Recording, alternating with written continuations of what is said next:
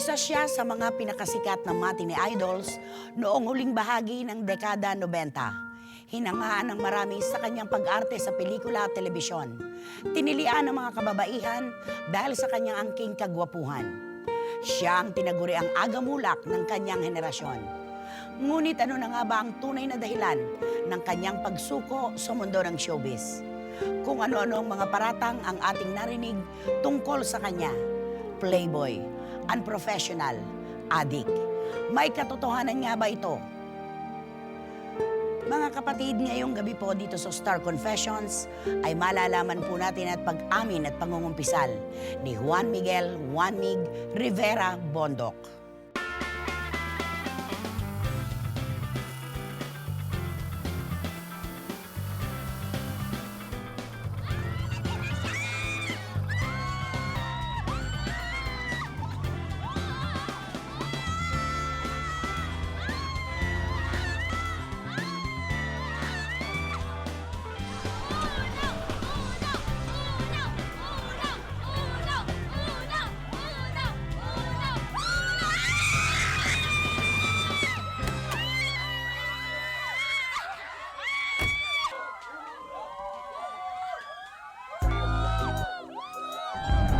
Paglaki mo, magiging sikat ako.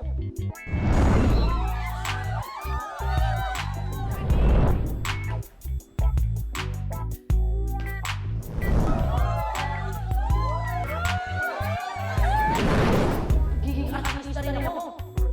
No! Ba't mo ko iniwan? It's okay to dream, okay? Pero kailangan tapusin mo muna pag-aaral mo.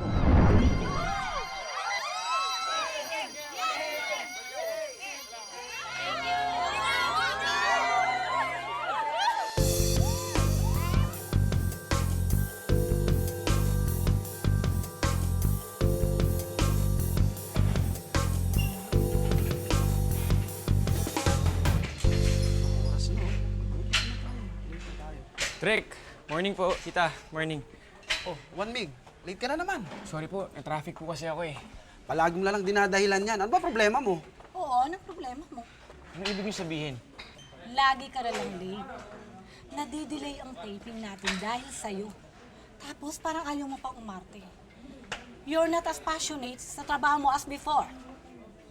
What's going on? 1 Mig, we can't help you kung di ka magsasalita. Eh, bago na kasi yung atmosphere dito sa set eh. Napaka-strict niyo na. Nawala na yung parang barkada na vibe. Parang puro trabaho na lang talaga. Work din naman tong show natin. This is business. Di laro-laro ito. Mas matindi pa ang competition natin sa ngayon. Kaya dapat, mas pagbutihin natin ang pagtatrabaho natin. Kailangang mapanatili natin ang mataas na rating natin. Mataas ang expectation sa atin ng network. Kailangan huwag tayong patalo sa mga ibang kalaban. Kailangan pa natin magsipag. Be professional naman. Huwag pa late-late. Huwag pa petiks-petiks. Bakit ba tayo nagpapa-apekto sa ratings? Sa competition. Our show is #1. Hindi dapat tayo matakot sa kalaban. Sila ang dapat matakot sa atin. Huwag ka kasi masyadong mayabang. Derek, hindi ako mayabang. Gusto ko lang mabalik yung dating vibe sa set. Yung masaya. Relax, like before. Hindi yung masyado tayong concerned sa ratings. Nakakawalang gana tuloy magtrabaho eh. Dito ka sumikat sa show na to. Wala yung mga fans mo na yan kung hindi dahil sa show na to. Kaya itong tandaan mo ha, kailangan na mahalin mo ang trabaho mo.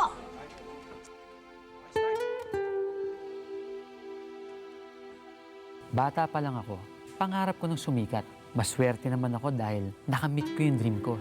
Pero hindi ko inaakala na ang pangarap kong kasikatan ang mismong sisira sa buhay ko.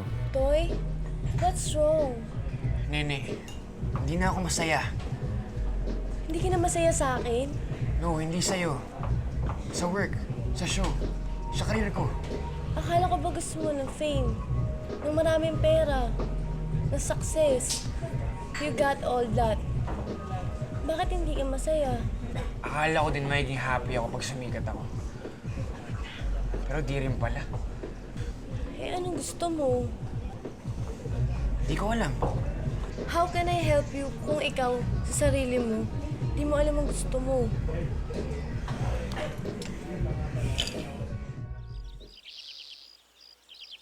Lola, mamimiss ko talaga kayo. Kung pwede lang, sama ako sa inyo sa Hawaii. Huwag kang mag-alala, Apo. Lagi naman kitang tatawagan eh. Parang hindi na rin ako umalis. Lagi mong pagbubutihan yung trabaho mo, ha? Tsaka huwag kang magpapa-apekto sa mga chismis. Speaking of chismis, Kuya, totoo ba yung mga naririnig ko? Anong chismis? Napasaway ka daw, kuya. Nabasa ng classmate ko sa tabloid. Hindi totoo yun. Huwag kayong maniwala doon. Kuya, lagi ka daw late sa taping eh. Tapos, hindi mo pinagbubutihan yung trabaho mo. O baka naman lumaki na ulo mo. Alalahanin mo, hindi ka namin pinalaki para maging mayabang o unprofessional. Ma'am, Dad, huwag kayong maniniwala sa mga naririnig nyo. Okay? Anak, pinagsasabihan ka lang namin just in case you're forgetting. Kailangan seryosohin mo yung trabaho pinasok mo. Bakit? Dahil ayaw nyo mapahiya kayo sa mga kaibigan nyo? Dahil ayaw nyo masira ang pangalan natin? Dahil sa akin? Dahil ayaw ka naming masira, period. Wala kaming pakialam sa ibang tao.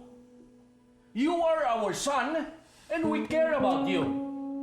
Please put yourself together. Dad, pati ba naman kayo? Isermonan nyo ako sa trabaho ko?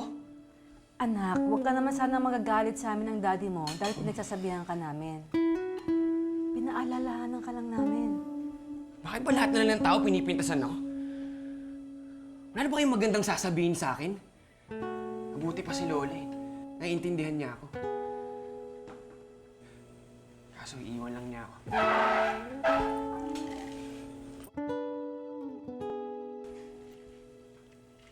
Nawalan ako ng best friend. Kaya simula nun, hindi na ako nagparamdam sa family ko. Feeling ko kasi, lahat ng ginagawa ko, masama. Lahat ng tao sa paligid ko, pinupuna ang kamalian ko. Para akong nakakulong. Kaya kinailangan kong ilabas ang sama ng loob ko. Bro, siya hindi na nangyari sa parents mo. Oo nga. Ang importante, sikat ka na. Hindi ka na ma-reach. Oo, pare. Sa dami mong pera, pati girlfriend mo, big time. Siyempre, bukod kay Shara, may iba pang chick on the side yan. Alam mo, kayong lahat, para kayong mga loko. Bakit? Totoo naman, di ba? Yung chismis na mayroon ka na buntis. Pare, totoo nga bang nakabuntis ka? Hindi totoo yun. Oh. Charlene, pahingi naman ako ng script, oh. Di ba pinadala ka na namin ng script? Nawala ko yung sa akin, eh. O ito, hiramin mo muna itong script ko. Di ba nabasa mo na yan? Hindi pa. Ngayon ko palang babasahin. Naku, mapapagalitan ka na naman ni Direk niyan. Bakit mo pa nabasa? Eksena mo na yung susunod. Oh, Wanmig, late ka na naman. Ngayon ka pala magbabasa ng script. Sorry po, Direk. Tanggalin mo yung salamin mo.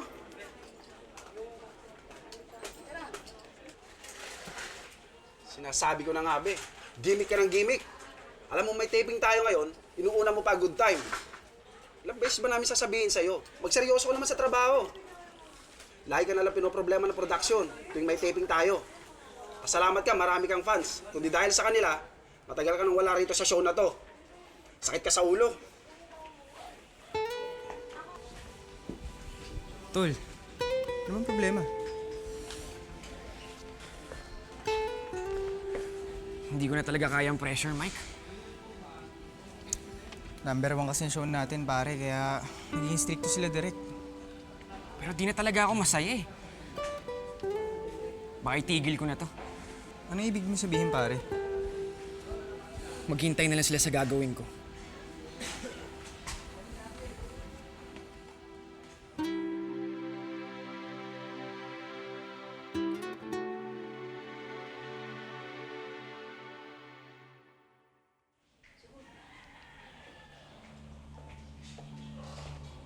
Totoy! Totoy! Sino tong kasada nagte-text sa'yo? Kaibigan ko lang yan. Kaibigan, may I love you? Kasi ganun lang siya magbiro. Joke time lang yan. Wanmig, wag mo nga akong lokohin. Patagal ko lang naririnig na marami kang babae. Pero hindi ako naniwala dahil alam kong hindi mo ako kayang lokohin. Pero nagkamali ako. Dahil minahal kita. Nagpakatanga ako. Nagpakabulag ako. Siguro totoo yung balitang may naanak kang kanano. No, it's not true. Pero obviously, totoo pang bababae mo. I've always been there for you. Sinuportahan kita sa lahat-lahat. I don't deserve this. Nene!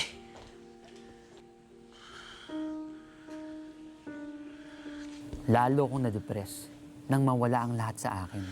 Para makalimutan ko ang problema, nagpakasaya ako. Sa kakainom, sa kakagimik, at sa kakaparty. Hanggang sa nakilala kong isang bagay na tutulong sa akin para makalimutan ko ang aking mga problema. Uy, sandali lang. Bibili muna ako ng drink, ha? Sige, pare. Boss, isang rum coke.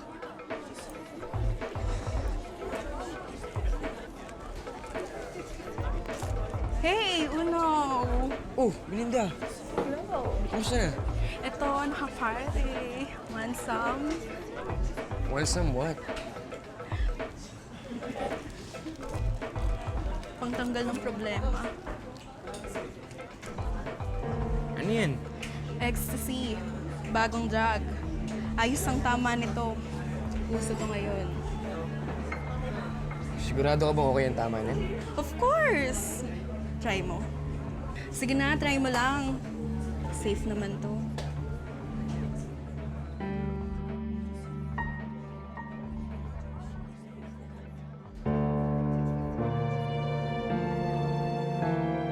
Sa gitna ng pinagdadaan ng depresyon ni Juan Mig ay ang unang pagtikim niya sa bagong uspong na amusement drug na kung tawagin ay ecstasy. Kapag tinatamaan siya ng matinding kalungkutan, ang paggamit ng ipinagbabawal na gamot na ito ang kanyang naging takbuhan. Lalo pa nang mabalitaan niya na namaalam na ang kanyang lolo Jay na noon ay naninirahan sa Hawaii dahil sa sakit sa puso. Samantala, bagaman nasa rurok pa rin siya ng kasikatan noong mga panahong yon, isang pangyayari ang biglang bubulaga sa mga kasamahan ni Juan Mig sa industriya at sa kanyang mga tagahanga.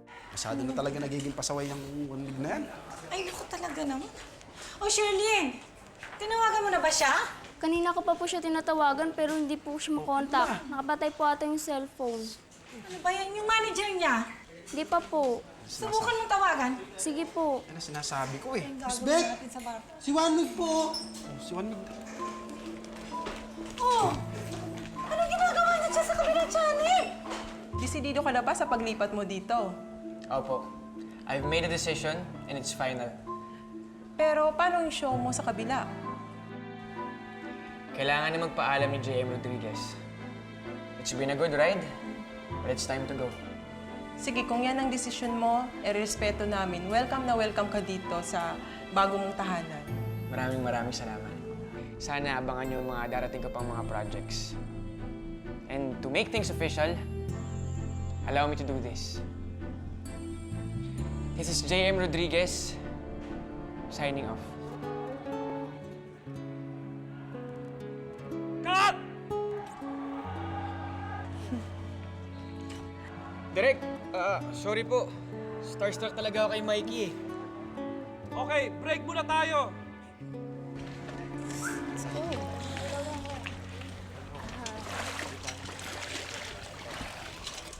Mikey, pasensya na. Naninibago lang talaga ako. It's okay. Nakabahan. It's just me. Thanks. Problem. Ate Mikey! Oh, hey! Hi! Hi! Hi! Hi, ate. How are you? I'm okay. How was taping? Okay naman. Juan Mig, this is my sister China. China, this is Juan Mig. Hi. Hi, Juan Gina. Mig. Hi. It's nice to meet you. Hi. Ay. Sorry. Okay lang. Okay lang. Pa talaga? Sige, mag-swimming? Go. We're good. Simula nung first meeting namin, niligawan ko na agad si China. Alam kong mahihirapan akong mapa-oo siya dahil galing siya sa isang kilala at tinitinghalaang pamilya.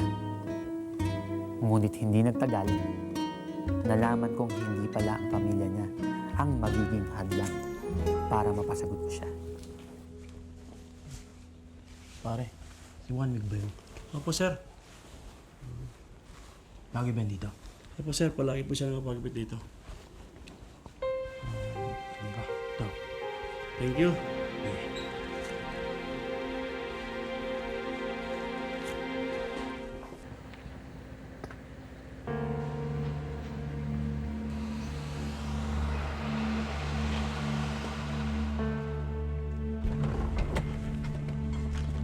Pare, palabas na yun. Tapos na kanina eh. Walmig! Akala mo, porke artista ka, pwede mo ligawan lahat. Layuan mo si Gina! Pare, tapos na kayo ni Gina. Break na kayo. Hindi ko siya pakakawalan. Umanap na lang ibang babaeng liligawan. Hindi ko magagawa yun. I have feelings for her. Bro, talaga palang matigas tong 1 week na to eh. Bro, she broke up with you. Move on!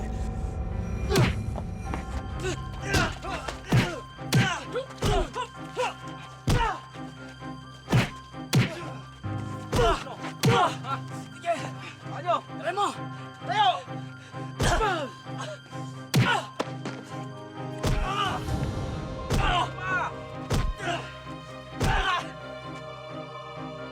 Tatanda ka na, ha?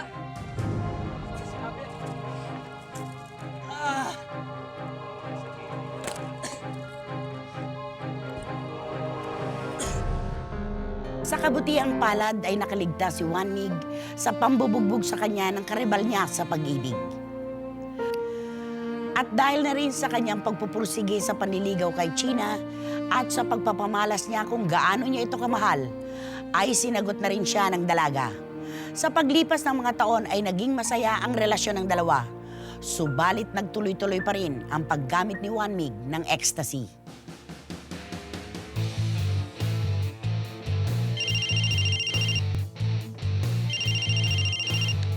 Hello? Jeans! Juan Mig, I just wanted to remind you about yung sa party. Party? Yung party ni Daddy. Ano ka ba? I'm just reminding you, but just promise me you'll be there. Kasi you really have to be there. Yung party ng dad mo. Of course. I'll be there. Okay. What are you doing pala? Jeans! I gotta go, okay? Ang dami ko pa kasi babasahin eh. Pero wait, what?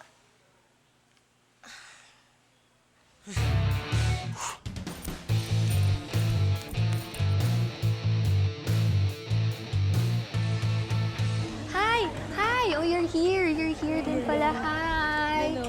Oh, this is ano pala, Hello. Juan Mig, Juan Mig. my boyfriend. Hello. Oh, and hi!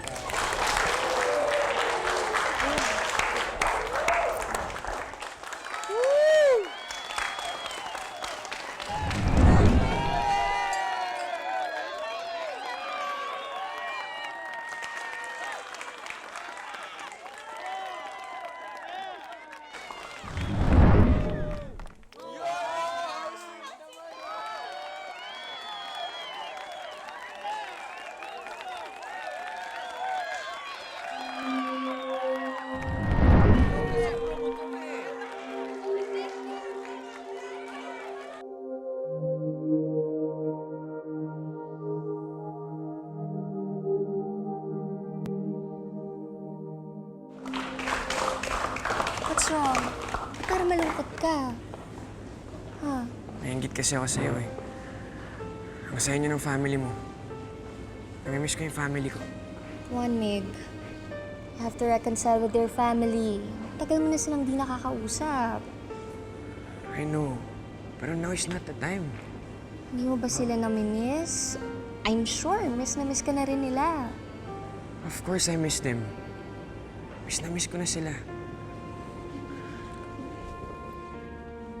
Kahit miss na miss ko ng family ko, tiniis ko na lang na hindi sila dalawin. Dahil ayokong makarinig na naman ng mga puna na galing sa kanila. Mas ginusto kong mag-isa At least, walang nagsasermon sa akin tungkol sa buhay ko at higit sa lahat, sa karir ko. Mr. Jen, bakit iba na yung role ko? Bakit ganito? Juan Mig, sorry ah. Akala ko din ikaw ang magbibida sa bagong show natin, pero binigay sa iba eh. Alam ko na kung bakit. Kasi hindi ko tinanggap ang proposal na isa sa mga boss natin. I have no problem with gays. Dahil marami akong kaibigan na gays. Pero hindi talaga ako mapatol sa bading. Sorry talaga, wala akong magagawa. I don't have the final word sa casting. Alam ko naman yun eh. I'm just disappointed. Dahil pinaparusahan nila ako dahil sa prinsipyo ko. Pero yung ibang pumapatol, yung pinapaboran. Simula nun, lalo kong nawalan ng gana sa pag-aartista. Hindi ko masikmura ang palakasan na naging kalakaran sa showbiz. Dahil sa pagkadismaya ko sa mundong ginagalawan ko, tuluyan na akong nahook sa pagtitik ng ecstasy. May time na sa loob ng 3 buwan, halos araw-araw ko itong ginagamit.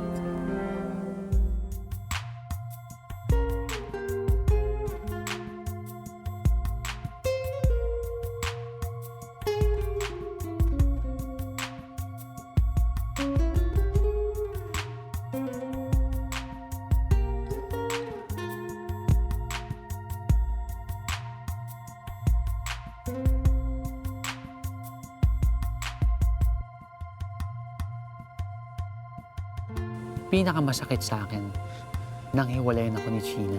Sinisi ko ang sarili ko nun dahil sa kapabayaan ko na wala siya sa buhay ko. Habang tumatagal, pakiramdam ko, nag-iisa lang ako sa mundo. Walang pamilya, walang tunay na mga kaibigan, walang kakampi.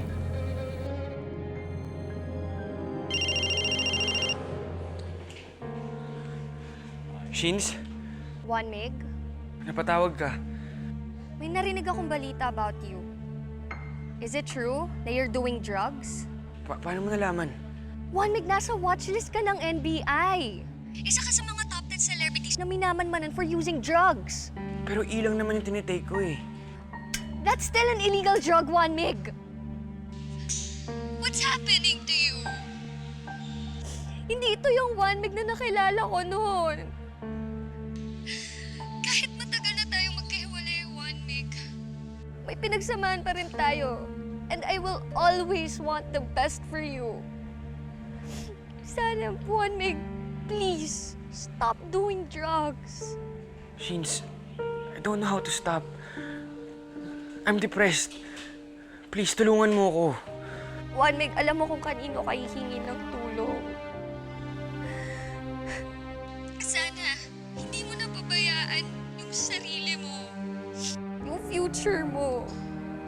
Please, Juan Mig, just for once, please do the right thing.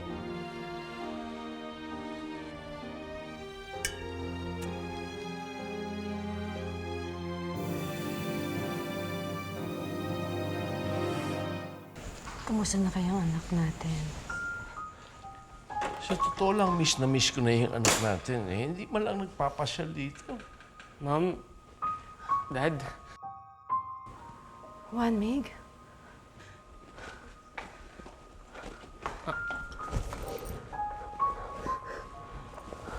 Anak, ano nangyari? I need your help. Juanic, what's wrong? Gusto kong buuin ulit yung buhay ko.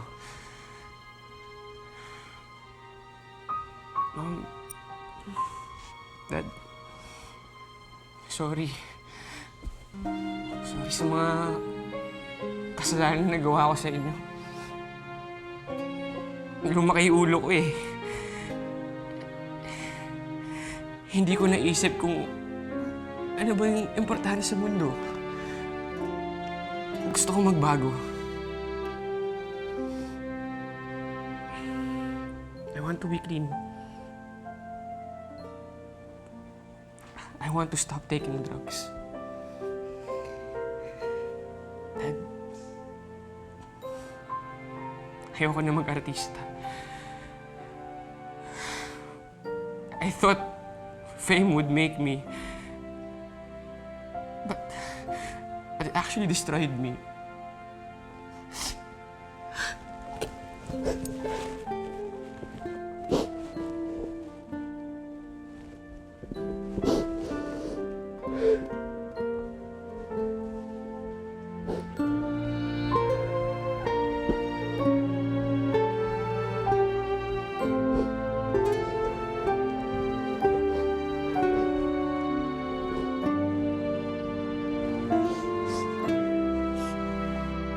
Taong 2003 nang tuluyan ang mag-quit sa showbiz si Juan Mig. Tumulong na lamang siya sa kanilang family business na real estate at pagmamanage ng isang eskwelahan. Nag-aral din siya ng business management sa pamamagitan ng online education program ng University of Sutherland sa United Kingdom. Pati ang kanyang puso ay pinagpahinga na rin ni Juan Mig para maituon niya ang kanyang oras at atensyon sa pagbabagong buhay.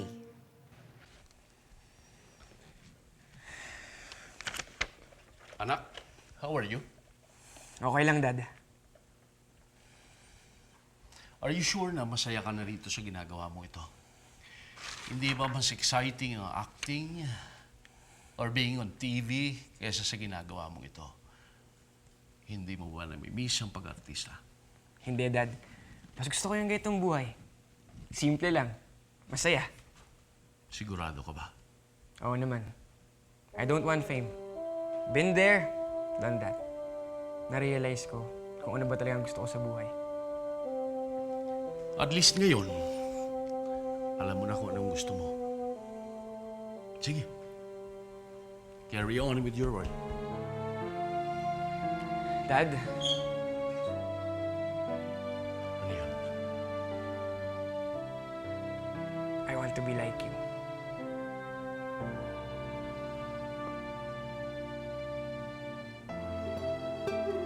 Gusto ko magkaroon ng business at ng maayos na pamilya. Thank you, Dad.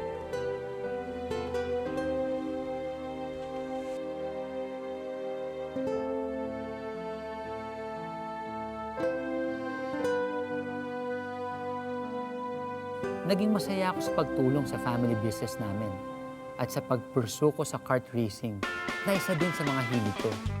Nagtiyaga at nagpursige ako hanggang sa makilala ko ang taong kukumpleto sa buhay ko.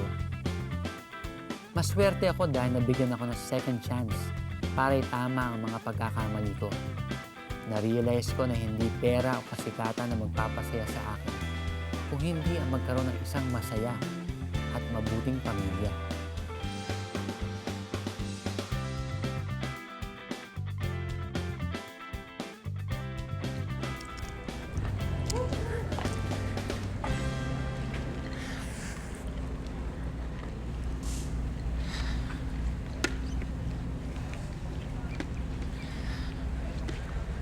Juan Mig! I would like to meet my friend Valerie. Valerie, this is my good friend Juan Mig. Hi, Juan Mig. It's nice to meet you. Hi, Valerie. Uno, baka naman matuno si Valerie sa katititig mo, ha? I think you're the woman that I'm gonna marry.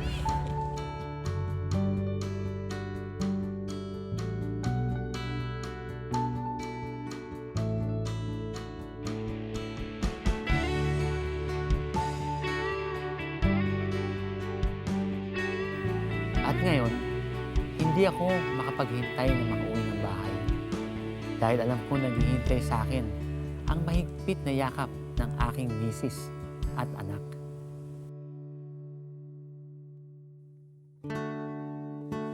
Pagkatapos ng 10 taon, nagkita rin tayo, Juan Mig. Oo nga ako, tite. Oo. Namiss ko nga kayo eh. At saka kami rin, syempre, ang dami naming nakaligtaan, ang dami nating pinalipas. Anong naganap sa'yo sa loob ng panahon na yun na hindi natin pagkikita? Marami yung nangyari sa buhay Okay. ko nung kumbaga marami yung nagbago. Mas nag-mature ho ako. At the same time, nagkaroon na rin ako ng asawa. Nagkaroon na rin ako ng isang anak. Isang anak pa lang, ano? Isang anak pa lang, Okay. oo. Ang napangasawa mo, pakikwento mo. Half French po siya. Filipina, half French. Pero lumaki ho siya sa France. So, hindi ho talaga siya taga rito. Naging magulo ba yung mga istorya ng pakikipagrelasyon mo sa mga artista? Well, tita, hindi ko naman sinasabing sobrang gulo. I mean, masaya rin naman dahil kahit paano naging parte rin sila ng buhay ko. Pero at the same time, masyado lang marami lang conflict, kumbaga. Dahil marami nakikialam sa buhay namin. Kumbaga, Kasi para marami kayo nasa loob naririnig. na aquarium, Oo. di ba? Kumbaga, pag nagkahiwalay kami, marami sabi, "One week, ano ba si ganyan? Ganito. Maraming Tapos, issue. Sa kanya rin. So, alam mo yun, tita, napagod na ako na parang nakakaparaning. Yung mga bahagi ng kabataan mo, Rosana Roses. How can you be a complete person or a complete man kung hindi mo pagdadaanan yung mga tama. Diba? And normal, I think, normal sa isang lalaki yun na madaanan na yung mga ganun. Para pagdating doon sa final stage of his life, which is marrying, Nadaanan you will mo na silang yeah, lahat. you have to face reality na ito ka na, tatay ka na, at may asawa ka na. At hindi ko alam na, ngayon ko lang nalaman talaga na nagkaroon pala ng pagkakataon sa buhay mo na talagang humingi ka ng tulong sa droga. Yes, tita. I mean, hindi naman ho talaga ako naging addict no na... Ano ang ginawa ng pamilya mo nung makarating sa kanila na tumikim ka ng droga? Actually, tita, worried din po sila dahil kasi nung time na yon, nalagay na ho yata ako sa top 10 ng NBI list. Watch list. Nalagay ko ako. So, parang sabi ko, one week, hindi ikaw to eh.